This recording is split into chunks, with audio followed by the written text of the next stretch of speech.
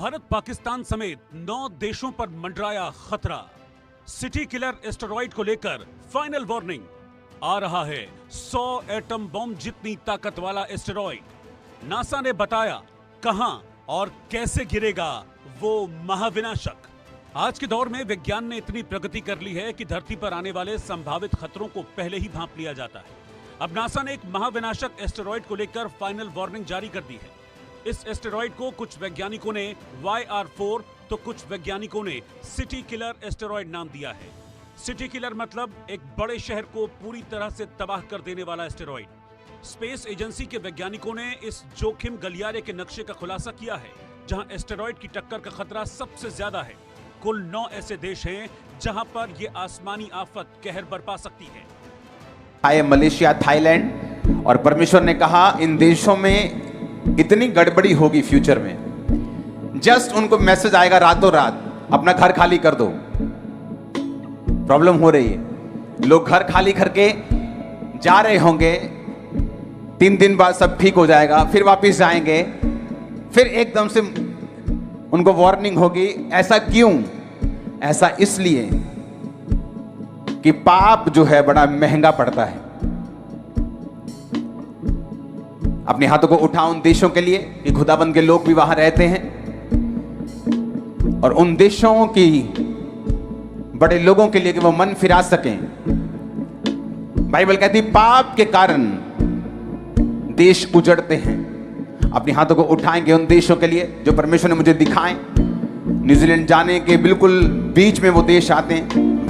Life आसान होगी आपकी, क्योंकि शैतान ने ये लोगों के दिल में डाल दिया है कि लाइफ इज ए स्ट्रगल, और वास्तव में ऐसा नहीं है।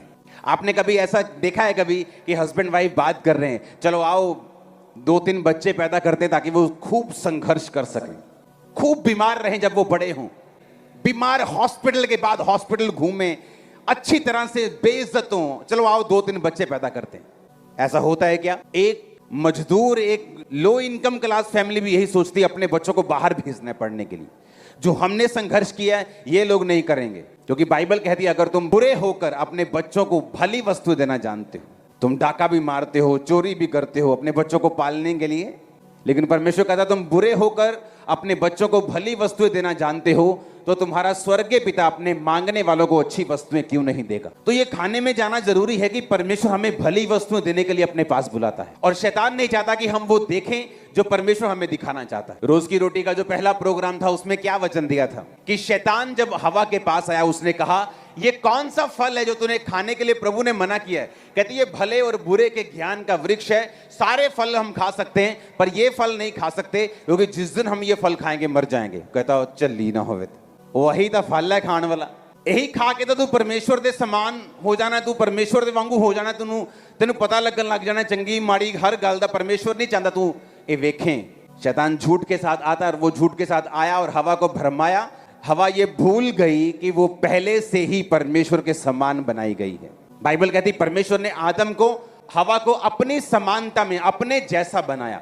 एग्जैक्ट परमेश्वर ने अपनी कॉपी आपको और मुझको बनाया, तो उसको शैतान ने उसको भरमा दिया कि नहीं ये खाना पड़ेगा तेरे को। बाइबल कहती जब उसने खाया और परमेश्वर जब शाम को वाटिका में घूमने के लिए आया तो परमेश्वर ने कहा आदम तू कहां है? उसने कहा मैं तेरी आवाज सुनकर छुप गया था क्योंकि मैं नंगा था। उसने कहा किसने बताया तू नंगा है? क्या तूने वही फल खाया जो मैंने खाने के लिए मना किया था? कहना हाँ, हवा ने मुझे दिया और मैंने भी खाया। और तब वो डिसीजन लेने लगे क्या अच्छा है और क्या बुरा है। कुछ बुरी घटना हो गई, ये बुरा है। इसहाक की 20 साल शादी नहीं हुई, ये बुरा है। और जब मसीह में आप लोग आते हैं और मसीह को ग्रहण करते हैं कि वो मेरे लिए काठ पर लटकाया गया ताकि मेरे श्राप खत्म हो, वो श्रापित बना। जब हम उस श्राप से जो आदम और हवा से हमारे ऊपर आया और बुरे और भले के ज्ञान की आंखें हमारी खुल गईं, यीशु मसीह में आने के बाद परमेश्वर वो आंखों को बंद करता है। फिर हम अपना भला बुरा नहीं सोचते, हम ये कहते हैं कि सब बातें मिलकर भलाई को पैदा करती है जो मसीह यीशु से प्रेम करते हैं। अब हम आदम और हवा की तरह नहीं सोचते। अन्य जातियां जो इस श्राप के नीचे हैं, जब उनके साथ कुछ बुरा होता है कहते हमारे साथ बुरा हो गया। लेकिन जब एक मसीह व्यक्ति उस पोजीशन से होकर गुजरता है, वो कहता है परमेश्वर कुछ बड़ा काम मेरी जिंदगी में कर रहा है। वो भला और बुरे के ज्ञान की आंखें बंद कर दी परमेश्वर यीशु ने। वो नहीं चाहता था, अब अपने बच्चे को नहीं चाहते कि वो उन चिंताओं को समझे जो बिजनेस करने में आती हैं, जॉब करने में आती हैं। आप चाहते हैं वो आनंद ले, वो दूध पिए, खाना खाए, टीवी देखे, एंजॉय करे लाइफ का, स्कूल जाए, दैट्स इट। लेकिन इंसान की फितरत है जो उसको करने के लिए मना किया जाता है उसको वो करना चाहता है। जब परमेश्वर का वचन बहुत सिंपल लेकिन एक्स्ट्रा पावरफुल है, जो समझ से, आम लोगों की समझ से बाहर है, लेकिन आपके लिए सिंपल भी है और पावरफुल भी। जब परमेश्वर आपको ये कहता है कि तुझे भला और बुरे का ज्ञान रखने की जरूरत नहीं, तू जीसस क्राइस्ट को जब ग्रहण करता है, जब तू परमेश्वर में आता है, जेन्युइनिटी के साथ, पवित्रताई के साथ, पूरे तौबा वाले मन के साथ परमेश्वर में चलता है, तो सब बातें मिलकर भलाई को पैदा करती। मेरा बिजनेस चल गया, भलाई पैदा हुई, विरोध आया, भलाई पैदा हुई। इसका मतलब जब परमेश्वर आपको यह कहता है अपने दुश्मनों के लिए प्रार्थना कर और उनको आशीष दे, इसका मतलब ये कतई नहीं है कि परमेश्वर उनको छोड़ेगा। उसने आपको छोड़ने के लिए बोला है। जिस दिन बाइबल की समझ आपको आती है, परमेश्वर कहता है अगर तू अपने दुश्मन को माफ कर दे तो तू उसके सिर पर अंगारों का क्या लगाएगा, ढेर लगाएगा। लेकिन अगर तू अपना बदला आप लेना चाहे तो अभी भी तू आदम और हवा के श्राप के नीचे है, जो भले और बुरे का ज्ञान रखकर की सीट पर खुद परमेश्वर अपनी लाइफ का खुदा बनना चाहता था कि मैं अपनी मर्जी का मालिक हूं, मैं क्या करूंगा ये मेरी मर्जी है। लेकिन परमेश्वर ने नहीं चाहता आप ऐसा करें। जीसस क्राइस्ट को जब लेके जा रहे थे, जब पिलातुस ने देख लिया कि यीशु मसीह पे कोई दोष साबित नहीं हो रहा, तो वो यीशु मसीह से कहता भी रहा, भाई साहब अगर आप मुंह से बोल दें एक बार कि आप निर्दोष हैं तो मुझे आपको छोड़ना पड़ेगा, क्योंकि आपके खिलाफ कोई भी सबूत नहीं है। तो यीशु मसीह ने कहा मैं इनकी मर्जी से नहीं, अपनी मर्जी से पकड़वाया गया हूं ताकि मैं मारा जाऊं, तीसरे दिन मुर्दों में से जी उठूं। बाइबल कहती है पिलातुस बाहर आके एक कटोरा लिया, अपना हाथ उसमें धोया और बोला मैं इस धर्मी के लहू से निर्दोष हूं। महायाजक नीचे बोले, जो भीड़ इकट्ठी करके गए थे, यरूशलेम के लोगों की भीड़ थी, वो यरूशलेम के निवासी थे, वो उन्होंने भरमा दिया उसको, चल शाम का मुर्गा मेरी तरफ से, ये शाम की पार्टी मेरी तरफ से, ले उठा 2,000 सब और बोलो यीशु मसीह का लहू हमारे और हमारी संतान पे हो, डोंट वरी, चढ़ा दो इसे क्रूस पे। तो जब लोगों ने बोल दिया कि इसका लहू हम पर हो, हमारी संतान पे हो, तो बाइबल कहती पिलातुस ने छोड़ दिया बरअब्बा को, डाकू को छोड़ दिया, परमेश्वर को सौंप दिया कि जाओ इसको कोड़े लगाओ और उसके बाद क्रूस पे चढ़ा दो। और जब क्रूस पे चढ़ाने के लिए परमेश्वर को लेके जा रहे थे तो कोड़े लग चुके थे उस समय। तो बाइबल कहती है कि जब लेडीज रो रही थी तो परमेश्वर ने मुड़ के बोला मेरे लिए मत रो, क्योंकि मैं जी उठने वाला हूं। सुनो, अब रोना है तो अपने बच्चों के लिए रो। आपको मालूम परमेश्वर ऐसा क्यों कह रहे थे? क्योंकि कुछ साल बाद, यीशु मसीह के जी उठने के कुछ ही दशक बाद, रोमन्स एम्पायर ने, रोमी लोगों ने उसी यरूशलेम पर अटैक किया, एक एक यहूदी को बंदी बनाया, उनके आराधनालय को तोड़ दिया, एक एक जन को बॉन्डेज के नीचे, बंधन के नीचे ले जाके पूरे शहर की महिमा खत्म करके 3600 लोगों का कत्ल कर दिया। और वो सारे कौन थे? जो ये कहते थे कि इसका लहू हम पे आए और हमारे संतानों पे आए। तो वो एग्जैक्ट उसी टाइम की घटना है, यीशु मसीह के जन्म के कुछ दशक बाद, कि जब वो भी थे और उनके बच्चे भी बड़े थे और वो सारे मारे गए। परमेश्वर आपको जब बोलता है कि तुम माफ कर, इसका मतलब ये नहीं है कि परमेश्वर उनको छोड़ देगा जो क्राइस्ट और खुदा के किंगडम के खिलाफ है। उसने आपको बोला है माफ करने के लिए, ताकि आप फ्री रहें। क्योंकि संग्राम, उसने कहा तेरा नहीं, संग्राम किसका है? मैंने देश देखे हैं क्रिश्चियंस को मारते और उसके बाद बर्बाद होते हुए। परमेश्वर के नाम की जब खिलाफत उठती है, हाँ ठीक है, हम चर्च नहीं खुलने देंगे, हम ये कर देंगे, वो कर देंगे, और जब परमेश्वर बदला लेने में आता है तब वीडियोस आती हैं रोते लोगों। सुनो मेरी बात, परमेश्वर ने ये कहा तुम अपना बदला खुद मत लेना, क्योंकि मैं इतना पावरफुल हूं, बस चुटकी लगाऊंगा सब सेट कर दूंगा। इसीलिए ये पावरफुल है, ये खतरनाक भी है। बाइबल कहती परमेश्वर के हाथों में पड़ना भयंकर बात है। कहते इसका लहू हम पर हमारी संतान पे हो। 2-4 महीने कुछ नहीं होता तो इसका मतलब ये नहीं परमेश्वर भूल गया, वो लिख के रखता है। वो धर्मी की प्रार्थना को भी लिख के रखता है, वो तुम्हारे दुश्मन के शब्दों को भी लिख के रखता है, भूलने वाला नहीं है वो। इसलिए परमेश्वर इतना पावरफुल है, आपको लड़ने की जरूरत नहीं, आपको वो करना है जो परमेश्वर चाहता है। इसलिए उसने कहा तुम अपना भला बुरा मत, अपने ज्ञान की आंखों को मत खोलो, जस्ट समर्पित कर दो मेरे सामने सब कुछ। तब उन लोगों को लगा कि यीशु मसीह की खिलाफत करेंगे, सब भीड़ हमारे साथ है, महायाजक हमारे साथ है, हमारा कोई क्या बिगाड़ लेगा।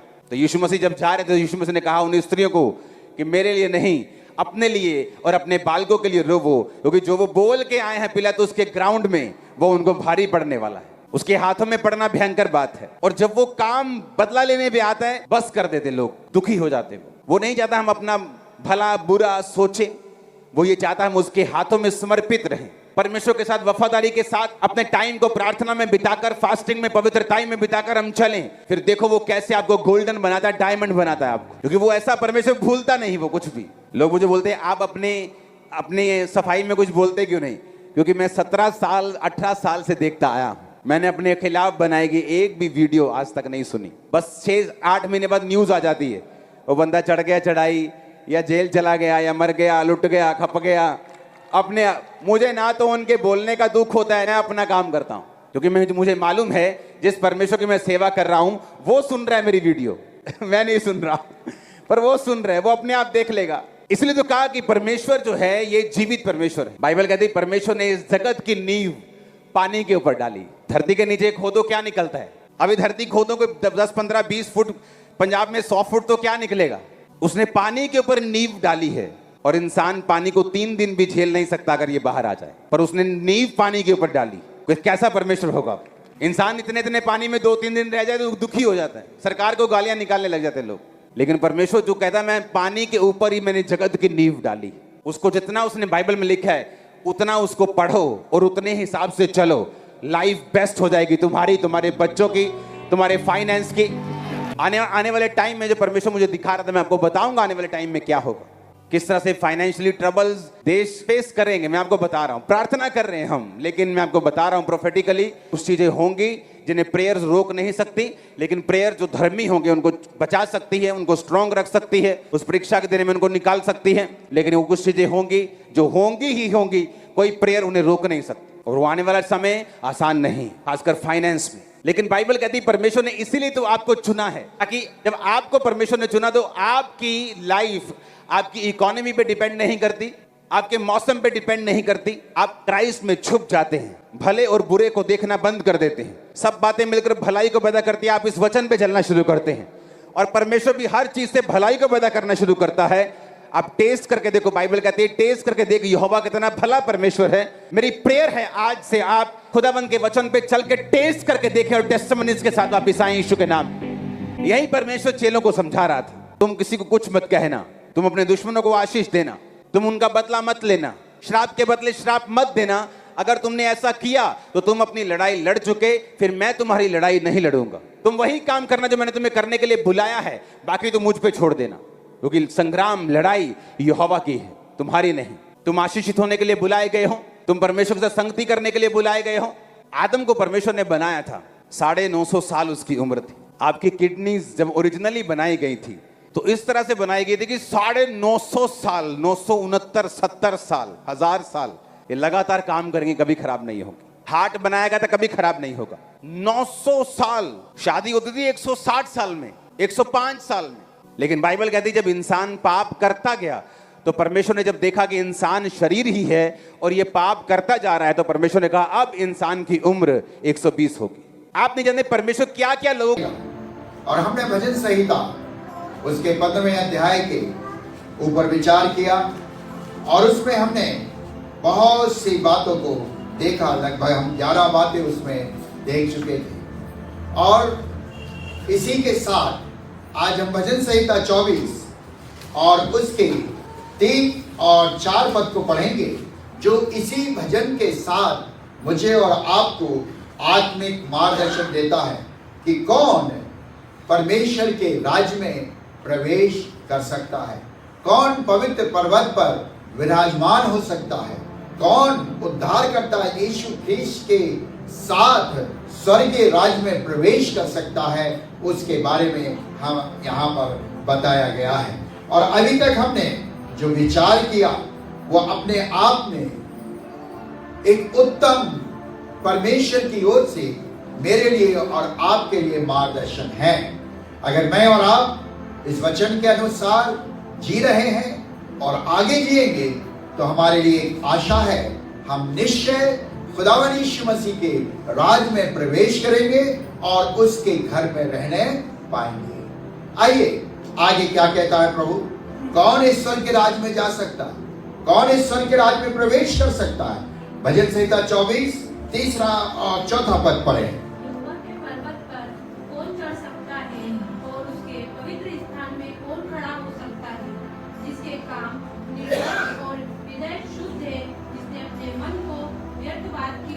लगाया और न कपट से शपथ खाई है। प्रभु परमेश्वर का धन्यवाद हो इन पवित्र वचनों के लिए। अब यहाँ पर फिर परमेश्वर का दास दाऊद मुझे और आपको प्रोत्साहित कर रहा है। क्या प्रोत्साहित कर रहा है? यहोवा के पर्वत पर कौन चढ़ सकता है, अर्थात परमेश्वर के घर में कौन रह सकता है, परमेश्वर के घर में कौन प्रवेश कर सकता है। और अभी तक हमने जो बातें देखी उससे के आगे प्रभु मुझे और आपको सिखाता है, और वो है, मैं कहूं अगर 12वीं बात यहां पर कही जाए तो अति उत्तम होगी, लेकिन आज के अनुसार ये पहली बात यहां सिखा रहा है, जिनके काम निर्दोष हैं। क्या कह रहा प्रभु? जिनके काम निर्दोष हैं। मेरे प्रियो, जो कुछ भी हम काम करते हैं ये मुझे और आपको परमेश्वर के द्वारा सौंपे गए कार्य हैं, चाहे वो छोटा हो या बड़ा हो। ये कार्य जो हमें दिए गए हैं, अगर हम बहुत ही निर्दोषता के साथ, बिना किसी प्रकार के लपेट के साथ अपने कार्यों करते हैं, तो हम परमेश्वर की दृष्टि में निर्दोष हैं और हम परमेश्वर की ओर से आशीष को पाएंगे। अगर हम स्वार्थ के साथ किसी काम को करते हैं तो हम कभी भी परमेश्वर की ओर से आशीष को प्राप्त नहीं करेंगे। और मुझे और आपको इस पृथ्वी के ऊपर इस बात को देखना है, जांचना है और परखना है कि जो काम मुझे मिला है, जो वरदान मुझे मिला है, क्या मैं उस वरदान को स्वार्थ पूर्वक पूरा कर रहा हूं, स्वार्थ पूर्वक कर रहा हूं या निर्दोषता के साथ कर रहा हूं। मेरी उस काम के पीछे कोई ऐसी लालसा तो नहीं है जो मेरे स्वार्थ को पूरा करे, पर मेरी लालसा ऐसी हो, मैं अपने जीवन में स्वार्थी ना बनूं पर निर्दोषता के साथ काम को करूं। और जब निर्दोषता के साथ काम करता हूं तो मैं प्रभु की ओर से आशीष का हिस्सा बनूंगा। मैं निश्चय प्रभु के घर में प्रवेश करूंगा। आपके घर में बहुत से बुजुर्ग होंगे, है ना? बहुत से लोग सास ससुर की सेवा इसलिए करते हैं कि शायद बुढ़ापे में उनका धन उनके पास पहुंच जाएगा। बहुत से लोग इस प्रकार सेवा करते हैं। और बहुत से लोग परवाह नहीं करते, हमें तुम्हारा कुछ भी नहीं चाहिए, हमें तुम्हारी किसी चीज की लालसा नहीं है, हम जो कुछ कर रहे हैं अपना माँ, अपना बाप, अपना भाई, अपना प्रिय समझ कर रहे हैं, हमें तुम्हारी किसी चीज की आवश्यकता नहीं। और जो इन विचारों के साथ अपने बुजुर्गों की, दुखियों की, लाचारों की सेवा करते हैं, वो परमेश्वर की ओर से आशीष पाते हैं। रूत ने न्योमी की सेवा जो की वो स्वार्थ के साथ नहीं की। न्योमी के पास क्या था? कुछ था? कुछ भी नहीं था। फिर भी वो न्योमी के साथ आई, न्योमी की सेवा उसने की और उसके एवज में न्योमी ने रूत की चिंता की और कहा, क्या मैं तेरे लिए ठाव ना देखूं? क्या मैं तेरी चिंता करके तेरा घर ना बसाऊं? और परमेश्वर ने उसे इतना ब्लेस किया रूत को कि वो आज खुदावन यीशु मसीह की वंशावली में कायम की गई। मेरे प्रियो, मैं और आप इस पृथ्वी पर जब विश्वासी कहलाते हैं तो मुझे और आपको अपने कामों में निर्दोषता को प्रकट करना है। हम अपने बुजुर्गों की सेवा निर्दोषता के साथ करें, हम अपने उन कमजोर लोगों की सेवा निर्दोषता के साथ करें और बिना स्वार्थ के साथ करें। और जब बिना स्वार्थ के साथ आप सेवा करेंगे, परमेश्वर कभी आपको अभाव नहीं होने देगा, कभी अभाव नहीं। परमेश्वर आपको भरपूरी के साथ देगा, परमेश्वर आपको मांगने से बढ़कर देगा, परमेश्वर आपके लिए उनके द्वारा इतना सब कुछ करवा देगा कि आप सोच नहीं सकते। हमारे जीवन के अंदर पूरी तरह से स्वार्थ रहित जीवन पाया जाए, हमारे अंदर किसी प्रकार की लालच ना रहे। और देखिए दूसरा शमूएल उसका 22वां अध्याय और उसके 21वां को पढ़िए। दूसरा शमूएल उसका 22वां अध्याय और उसका 21वां पद। यहोवा ने मुझसे मेरे धर्म के अनुसार व्यवहार किया, मेरे पापों की शुद्धता के अनुसार उसने मुझे बदला। कहता मेरे कामों की शुद्धता के अनुसार उसने मुझे क्या दिया है? बदला दिया है। परमेश्वर की आशीष को चाहिए, परमेश्वर के घर में प्रवेश करना है, स्वर्गीय सिंहासन के दर्शन को पाना है, उसके साथ संत और भक्तों के साथ रहते हुए जीवित प्रभु यीशु मसीह के चेहरे को निहारना है। तो हम इस पृथ्वी पर निस्वार्थ आजीवन को जीने वाले बने, निस्वार्थ काम करने वाले। और जब हम निस्वार्थ काम करते हैं तो उसका अवार्ड परमेश्वर मुझे और आपको उत्तम तरीके से देगा। वो कह रहा है उसने मेरे निस्वार्थ कामों को देखा और मुझे क्या किया है? आशीष दिया। आज ये सिखा रहा है प्रभु मुझे, हम अपने जीवन में स्वार्थी ना बने, लालची ना बने। अगर हम स्वार्थी और लालची होंगे हम कभी परमेश्वर के राज में प्रवेश नहीं करेंगे। आपको मालूम है परमेश्वर ने 10 आज्ञाएं दी हैं और उस 10 आज्ञाओं में से एक आज्ञा ये भी है कि तू किसी की चीज का लालच ना करना। लालच मुझे स्वार्थी बना देती है और मैं और आप अपने जीवन में इससे बचे रहें। और जब हम इससे बचे रहेंगे तो परमेश्वर का वचन कहता वो परमेश्वर के पवित्र पर्वत पर चढ़ नहीं पाएगा। उस पवित्र भवन में, उस पवित्र स्थान में जो स्वर्गीय स्थान है जहां संत भक्त मिलकर परमेश्वर की चेहरे को निहारते हैं, वहां मेरा और आपका भी हिस्सा होने पाएगा। आज आवश्यकता है मैं और आप अपने जीवन के अंदर बहुत ही निर्दोषता के साथ काम करें। और देखिए कैसे परमेश्वर आपको ब्लेस करता है, देखिए कैसे परमेश्वर आपको देता है, कैसे परमेश्वर आपके लिए मार्गों को खोलता है। और जब आप इन चीजों को अपने जीवन में अपनाएंगे, प्रभु आपका स्वागत करने के लिए तैयार है। और वो कहता है मैं ऐसे ही लोगों को तो लेने के लिए इस पृथ्वी पर आ रहा हूं। जहां मैं रहूं वहां मेरे ये निर्दोष बेटे और बेटियां जिन्होंने निस्वार्थ रहकर इस पृथ्वी पर सेवा की है, वो मेरे पास रहने पाए। अगला विचार आज के लिए 24 अध्याय का 4 पद, और हृदय शुद्ध है। कितनी सुंदर चीज यहां पर लिखी है मेरे प्रियो। स्वर्गीय राज्य में जाने के लिए यहां कटुता नहीं होना चाहिए। हम अक्सर प्रेज द लॉर्ड तो बहुत बोलते हैं एक दूसरे को, लेकिन एक दूसरे के प्रति क्या हम शुद्ध हैं? अंदर शुद्धता के साथ जीवन जी रहे हैं क्या? उसके लिए अंदर से हम ये कह रहे हैं सचमुच मैं हृदय की गहराई से तुमसे प्यार करता हूं और उसी प्यार बस मैं यीशु की स्तुति तुम्हारे साथ कर रहा हूं, है ना मेरे प्रियो।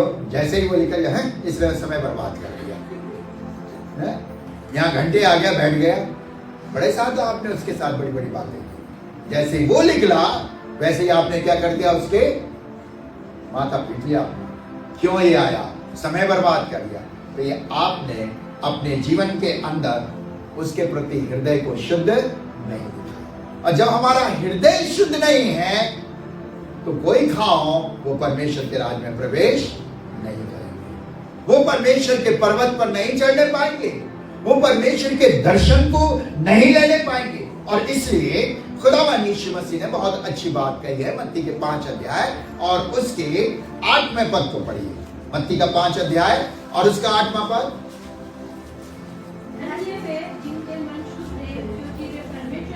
क्या कह रहा? धन्य है वे जिनके मन शुद्ध हैं, वो परमेश्वर को देखना है, परमेश्वर के घर में जाना है। तो यहाँ शुद्धिकरण होना बहुत जरूरी है। अगर ये शुद्ध नहीं है तो मैं और आप परमेश्वर को कभी देख नहीं सकते, क्योंकि ये डिमांड परमेश्वर ने शुरू से की है। जब इस्राएलियों को परमेश्वर मिस्र की गुलामी से निकाल कर लाया, तब परमेश्वर मूसा से कहता है इन इस्राएलियों से कहे कि तुम अपने आप को पवित्र करो, और जब तुम पवित्र होगे तो मैं तुम्हारे बीच में उपस्थित होने पाऊंगा, तुम मुझसे मिलने पाओगे, मैं तुम्हारे साथ संगति करने पाऊंगा। वही चीज प्रभु यीशु मसीह मुझसे और आपसे कह रहे हैं। हम सबकी लालसा है स्वर्ग में जाए, मोक्ष हमारा, जन्नत मिले हमें, हम सब चाहते हैं, लेकिन हम केवल धार्मिक क्रियाओं को करके स्वर्ग में प्रवेश नहीं करने पाएंगे। हमारे हृदय कैसे होना चाहिए? शुद्ध। अब देखिए मरकुस क्या लिखता है, बहुत अच्छी बात लिखता है वहां पर। 7वां अध्याय 21 पद से लेकर 23 पद को पढ़िए। मरकुस 7 अध्याय और उसके 21 पद से लेकर 23वें पद। क्योंकि भीतर से अर्थात मनुष्य के मन से बुरे बुरे विचार, व्यभिचार, चोरी, हत्या, पर स्त्री गमन, लोभ, दुष्टता, छल, दुष्पन और कुदृष्टि, निंदा, अभिमान और मूर्खता निकलती है। ये सब बुरी बातें भीतर ही से निकलती। कहां से आ रही है ये सब बातें? अंदर से। जब अकेले बैठे तो कैसा प्लानिंग बनाते हैं ना, उसने मुझसे ऐसा बोला था, कल जाके बताऊंगी, मैं तो छोड़ूंगी नहीं, कल जाके उससे बात करूंगा, मैं उससे छोड़ बिना करेज रहूंगा। विचार कहां से आ रहे हैं? अंदर से, है ना। सारी गंदियां हमारी कहां है? अंदर है। इसलिए तो खुदावंद यीशु मसीह कहता है तुम अपनी अटारी को साफ करो, तुम अपनी अटारी के अंदर दियों को जलाओ। कौन से दिए? शुद्धता के। कौन से दिए? प्रेम के। कौन से दिए? क्षमा के। कौन से दिए? वो दिए जिससे परमेश्वर की महिमा प्रकट की जाती है। अगर मेरे अंदर ये गंदगियां हैं, क्रोध है, व्यभिचार है, लालच है, कुदृष्टि है, बुरी भावनाएं हैं, जो अंदर हम लेकर बैठे हैं, हम कभी प्रभु के दर्शन को प्राप्त नहीं कर सकते और ना हम उस पर्वत पर प्रवेश करने पाएंगे। एक और पद पढ़िए क्या कह रहा है, मत्ती क्या कहता है 5 अध्याय और उसके 28 पद से लेकर 30 पद तक।